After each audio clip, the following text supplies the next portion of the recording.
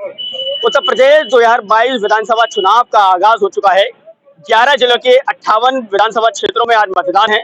सुबह 7 बजे से मतदान केंद्र पर भीड़ लोग मतदाताओं की एकत्रित होने लगी है। नए वोटरों में खासा उत्साह है। लोगों का जो रुझान है वो हम जानेंगे कि वो किस मुद्दों को लेकर विकास जो है मतदान करने जा रहे हैं। कई समाज सेवी लोग यहाँ मौजूद हैं, कई पार्टी के लोग मौजूद हैं, साधारण मतदाता भी मौजूद हैं। उनसे पूछेंगे आप अपना मतदान जो है किस मुद्दों को लेकर करने जा रहे हैं। क्या नाम है आपका? हाफिज रशीद खान।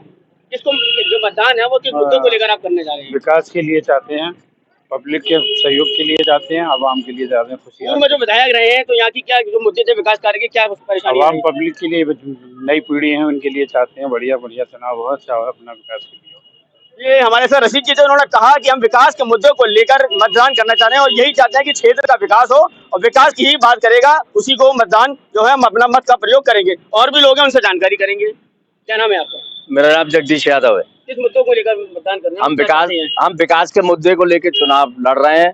ये सरकार ने जो सब कुछ बर्बाद किया है, जैसे धंधा रोजगार बदलाव और विधायक महोदय का, तो हम जानते ही नहीं कि हमारे यहाँ से विधायक कौन है। सिर्फ चुनाव में आए थे, चुनाव के बाद आज तक उनकी शक्ल नहीं देखी गई। सारे रोजगार और सब बर्बाद करके बैठी है सरकार। आने वाले 4.5 साल निकल गए लेकिन उन्होंने एक ईंट तक शिलान्यास नहीं की विकास के नाम पर। और आज ये सारे विकास के ढंडोरा पीट रहे हैं जो कि फर्जी है, झूठ बोलते हैं। अनाज दे के लोगों को लूट रहे हैं, अनाज फ्री दे के लोगों को लूट रहे हैं। 1000 का गैस का सिलेंडर कर दिया और 150 रुपए किलो तेल, जो कि हिंदुस्तान की हिस्ट्री में आज तक 150 रुपए तेल नहीं बिका है। क्षेत्र की जो मूलभूत समस्या थी, मौजूदा विधायक है सिटिंग एमएलए रामप्रताप सिंह चौहान, तो वहाँ यहाँ पर विकास कार्य को देखने को मिले? यहाँ पर कुछ विकास कार्य के उनको ही देखने को नहीं मिला है कि वो महोदय कहाँ रहते हैं, कहाँ से आए, कहाँ गए। वो चुनाव के बाद आज तक दिखे नहीं। ना कोई विकास के नाम पर एक खम्मा नहीं लगाया गया, एक हैंडपंप नहीं लगाया गया, ना एक सड़क बनवाई गई। कभी ऐसा कुछ हुआ ही नहीं विकास के बारे में। लेकिन उन्होंने जो अपना मैनिफेस्टो जारी किया था उसमें तो कहा था हमने बहुत सारे विकास कार्य करे हैं, 4.5 साल की उपलब्धियों को गिनाया था, तो वो क्या सब क्या था? मान्यवर, ये तो झूठ का बहुत बड़े चीफ सेक्रेटरी रहे हैं। झूठ इनकी बराबर कोई हिंदुस्तान क्या पूरी दुनिया में नहीं बोल सकता। हमारे माननीय प्रधानमंत्री मोदी जी सबसे झूठ के बड़े वफादार हैं।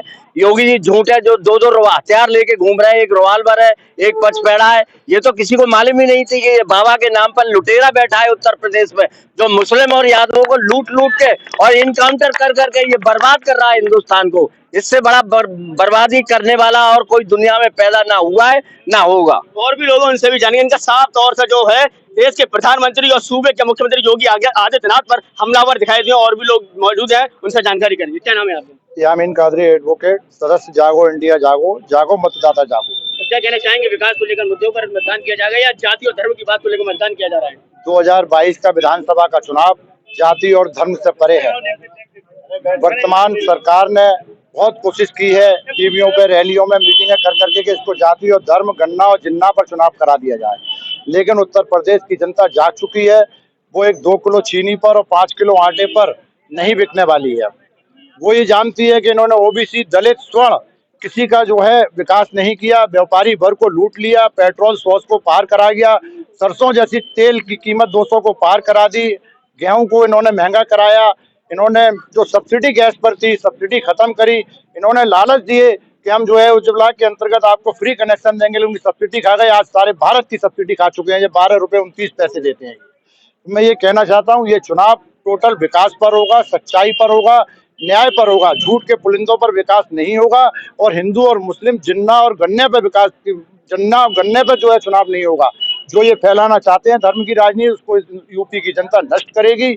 और एक बात और कहना चाहता हूँ, इस योगी सरकार के खिलाफ और केंद्र सरकार के खिलाफ जब जब जनता का किसी भी प्रदेश में उत्पीड़न हुआ है, किसी भी प्रदेश के अंदर पुलिस ने एनकाउंटर गलत किया है, वहां पर बहन प्रियंका गांधी और राहुल गांधी और कांग्रेस की टीम उस प्रदेश में जाकर धरने पर बैठी है। प्रियंका ने गिरफ्तारी दी है, लखीमपुर में जेल में गई है, कारागार की झाड़ू लगाई है। राहुल ने पुलिस वालों के चांटे खाए हैं हाथरस में। आगरा के अरुण वाल्मीकि की हत्या पुलिस कस्टडी में जब हुई, प्रियंका जी रात में आई, इनको हर बार रोक लिया जाता था। वो भी दिन याद करना चाहिए यूपी की जनता को वोट डालते वक्त, मशीन का बटन दबाते वक्त, कि लखीमपुर खीरी के अंदर भरी बारिश के अंदर रात के 12 बजे दिल्ली से और लखनऊ एयरपोर्ट पर गिरफ्तारी दी और जेल गई। और 3 दिन कंटिन्यू जेल में रहने के बाद इस योगी सरकार को अगर आंख में आग डालने की शक्ति दी तो प्रियंका गांधी ने इसका दी। मतलब साफ तौर से कहना है कि आप प्रियंका गांधी को सपोर्ट करते हैं और कांग्रेसी हैं। तो जिस तरीके से आगरा के अंदर जो है सबसे ज्यादा सत्ता में जो काबिज रही है वो कांग्रेस ही रही है, लेकिन सन 1989 के बाद कांग्रेस आगरा से विलोपित सी होने लगी है। तो अब अपने जो पूर्व के जनाधार को काबिज करने के लिए प्रियंका गांधी से लेकर राष्ट्रीय नेतृत्व के लोग बाग आगरा में जो है डेरा डाले हुए हैं। तो क्या कहना है कि जो पुराना जो जनाधार है दोबारा वापस लौटेगा आगरा? बिल्कुल लौटेगा। इस चुनाव के अंदर किसी भी बड़े लीडर को चुनावी सभाओं को माननीय प्रियंका जी ने मना कर दिया। पूरा चुनाव प्रभारी माननीय प्रियंका जी लड़ रही हैं। उन्होंने 401 सीटों पर चुनाव लड़ाया। उनका उद्देश्य सिर्फ इतना था कि मैं देखना चाहती हूं कि 2024 के अंदर मेरे कार्यकर्ता कितने हैं, हर बूथ के अंदर मेरा बस्ता लगना चाहिए, मतदाताओं की संख्या कितनी बैठती है। और हम कह सकते हैं कि 2022 का यूपी का चुनाव कांग्रेस को प्रगति की ओर ले जाएगा। 2024 में अगर योगी सरकार, मोदी सरकार को कोई हराएगा तो कांग्रेस के नेतृत्व वाली सरकार आएगी। और आगरा में 9 विधानसभा सीटें हैं। 1989 से कांग्रेस अभी तक नहीं जीती है, तो क्या 2022 के अंदर जनाधार मिलेगा? बिल्कुल मिलेगा। 1989 से लेकर कांग्रेस नहीं जीती। ये कांग्रेस वर्करों का न जुड़ना है। जितने वरिष्ठ नेता थे जो आज भाजपा में पलायन कर रहे हैं, भाजपा नहीं है वो कांग्रेस बनती चली जा रही है। क्योंकि वरिष्ठ नेता जो मलाई खाते थे वो वर्कर नहीं जानते थे। पहली लाइन कांग्रेस की नेताओं की खत्म कर दी थी उन्होंने, दूसरा नेता नहीं था। आज प्रियंका जी ने सारे युवाओं को, महिलाओं को ला करके एक पहली लाइन खड़ी कर दी और किसी दल बदलू को टिकट न देके ये साबित किया कि मैं वर्कर को टिकट दूंगी और 2024 की तैयारी केंद्र में करूंगी और मोदी सरकार को हटाकर कांग्रेस का झंडा संसद भवन पर फहराऊंगी। ठीक है, ये इनका कहना है कि कांग्रेस का झंडा लहरेगा। और जो 1989 के बाद में जो कांग्रेस अभी जनाधार में नहीं आई है और आगरा की विधानसभा सीट पर कांग्रेस दम से लड़ाई लड़ रही है और राष्ट्रीय नेता प्रियंका गांधी ने अभी इसकी कमान संभाली है। और भी लोगों से जानकारी चाहेंगे उनका क्या मत है और किस मुद्दों को लेकर वो जनता के बीच में गए थे और किन मुद्दों को लेकर आज जो है मतदान करने जा रहे हैं। जी, क्या कहना चाहिए? क्या नाम है आपका? मेरा नाम इनामुल्ला खान है और आज की जनता जो है बहुत त्रस्त हो चुकी है। सबसे ज्यादा जो जनता को परेशानी है वो है महंगाई की। आप देखिएगा कि तेल किस भाव हो गया, पेट्रोल किस भाव हो गया, डीजल क्या भाव हो गया, सब्जी और दालें। मैम सुविधा जो है गवर्नमेंट को चाहिए कि इन चीज़ों की देनी चाहिए, इसके ऊपर उनकी कोई निगाह नहीं है। क्योंकि वो तो खाली जो है बड़े बड़े पूंजीपति हैं उनको दे रहे हैं और उन्हीं को सहारा दे रहे हैं और उन्हीं की कमाइयों को करवा रहे हैं। और दूसरा मुद्दा जो है वो हमारे नौजवान भाइयों का है जो पढ़ लिखने के बाद से अपनी डिग्रियों को लेकर जगह जगह घूम रहे हैं, मगर नौकरी के नाम पे उनके लिए कुछ भी नहीं है सिवाय डंडे खाने के। और हमारे भाई जो है डंडे खा रहे हैं। उसके अलावा जो हमारी पुरानी शिक्षा भर्ती थी उनको सबको बेकार कर दिया, उनकी पेंशनें खत्म कर दी, उसकी लड़ाई लड़ रहे हैं। तीसरी सबसे बड़ी समस्या जो ये जाति पात को लेकर, मंदिर मस्जिद को लेकर, हिंदुस्तान पाकिस्तान को लेकर जो है अपने एजेंडों को ये बढ़ाते हैं और लोग वालों में नफरत पैदा करते हैं। हम लोग चाहते हैं कि आपस में एक भाईचारा बनाकर जैसे रहे आए वैसे रहे और फिर एक रहे और एक रह के उसको चुने जो वाकई में जनता की भलाई कर सके और जनता का काम कर सके, जनता की भलाई कर सके, जनता का विकास करे, ये है जनता के मुद्दे। और साफ तौर से विकास के ऊपर वोट दिया जाएगा। साफ तौर से लोगों का कहना है जो क्षेत्र का विकास करेगा उसी जनप्रतिनिधि को हम चुनेंगे और उसको लखनऊ की गद्दी पे काबिज करेंगे। और भी लोगों से जानकारी जाएंगे कि उनका मत क्या है और आज जो मतदान हो रहा है तो जनता में किस तरीके का उत्साह है, नए वोटरों के क्या रुझान है, उसको लेकर भी बात करेंगे। क्या कहना चाहिए? क्या नाम है आपका? मेरा नाम देव कुमार साकेत है और मैं जनता दल यूनाइटेड में हूँ।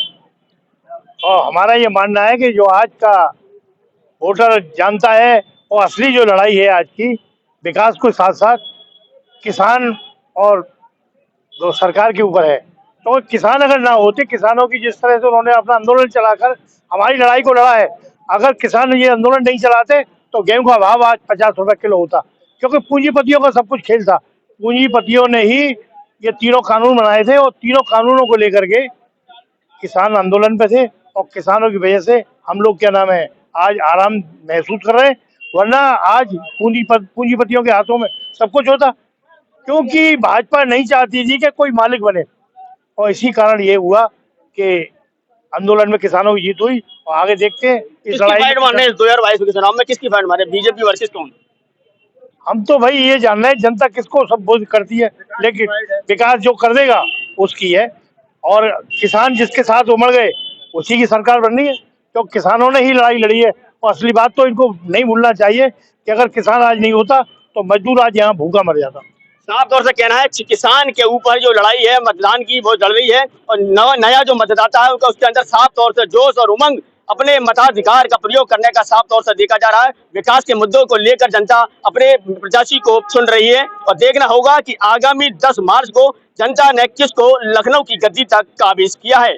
आगरा से स्वदेश न्यूज के लिए फरहान खान।